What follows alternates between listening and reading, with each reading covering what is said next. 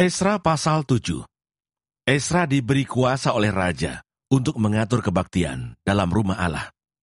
Kemudian daripada semuanya itu, pada zaman pemerintahan Artasasta, raja negeri Persia, maka berangkatlah Esra bin Seraya, bin Azarzia, bin Hilkia, bin Salum, bin Sadok, bin Ahitub, bin Amaria, bin Asaria, bin Merayot, bin Serahia, bin Usi, bin Buki, bin Abisua, bin Penahas, bin Eleazar, bin Harun, yaitu Harun, imam kepala.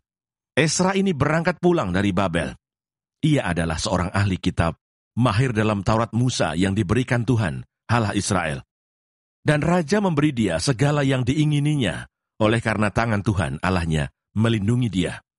Juga berangkat pulang ke Yerusalem, beberapa rombongan orang Israel dan imam, orang Lewi, penyanyi, penunggu pintu gerbang, dan budak di Bait Allah, pada tahun ke-7 zaman Raja Artasasta.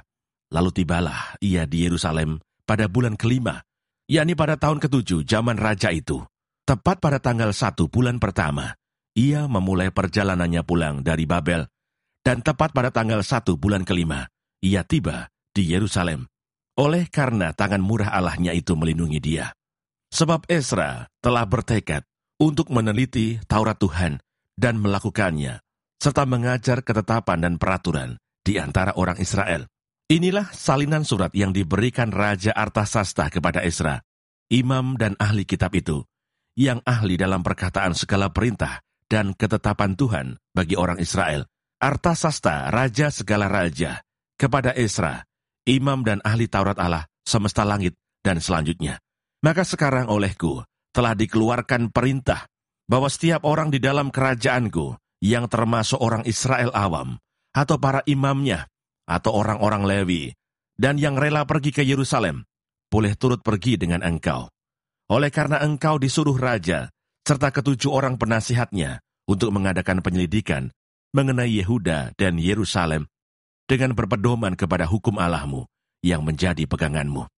Dan untuk membawa perak dan emas, yang diberikan raja, serta para penasihatnya sebagai persembahan sukarela, kepada Allah Israel, yang tempat kediamannya di Yerusalem, beserta segala perak dan emas yang akan kau peroleh di seluruh provinsi Babel, dengan persembahan sukarela yang akan dipersembahkan oleh rakyat dan para imam bagi rumah Allah mereka yang ada di Yerusalem.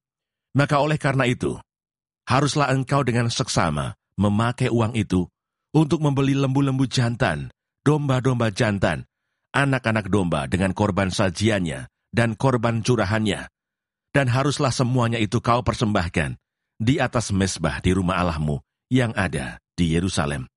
Tetapi apa yang dianggap baik olehmu dan oleh saudara-saudaramu untuk diperbuat dengan perak dan emas yang selebihnya, boleh kamu perbuat sesuai dengan kehendak Allahmu. Hanya perlengkapan-perlengkapan yang diserahkan kepadamu untuk ibadah di rumah Allahmu, sampaikanlah itu ke hadapan Allah di Yerusalem. Dan yang lain yang masih diperlukan untuk rumah Allahmu, yang pembayarannya menjadi tanggunganmu, itu boleh kau bayar dari perbendaharaan kerajaan.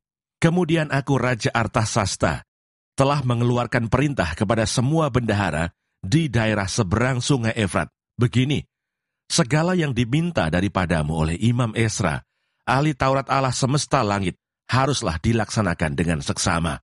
Dengan memakai perak sampai jumlah 100 talenta, gandum sampai jumlah 100 kor, anggur sampai jumlah 100 bat, minyak sampai jumlah 100 bat, dan garam tidak terbatas. Segala sesuatu yang berdasarkan perintah Allah semesta langit harus dilaksanakan dengan tekun untuk keperluan rumah Allah semesta langit, supaya jangan pemerintahan raja serta anak-anaknya kena murka.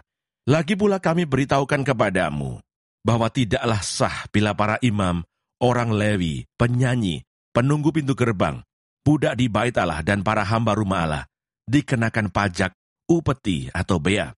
Maka engkau, hai Esra, angkatlah pemimpin-pemimpin dan hakim-hakim sesuai dengan hikmat Allahmu yang menjadi peganganmu, supaya mereka menghakimi seluruh rakyat yang diam di daerah seberang sungai Efrat, yakni semua orang yang mengetahui hukum Allahmu, dan orang yang belum mengetahuinya haruslah kau ajar.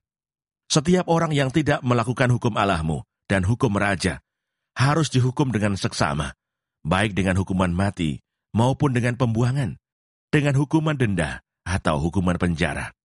Terpujilah Tuhan Allah nenek moyang kita, yang dengan demikian menggerakkan hati raja, sehingga ia menyemarakkan rumah Tuhan yang ada di Yerusalem, dan membuat aku disenangi oleh raja dan penasehat-penasehatnya, serta segala pembesar raja yang berkuasa. Persiapan perjalanan. Maka aku menguatkan hatiku, karena tangan Tuhan Allahku melindungi aku, dan aku menghimpunkan dari antara orang Israel beberapa pemimpin untuk berangkat pulang bersama-sama aku.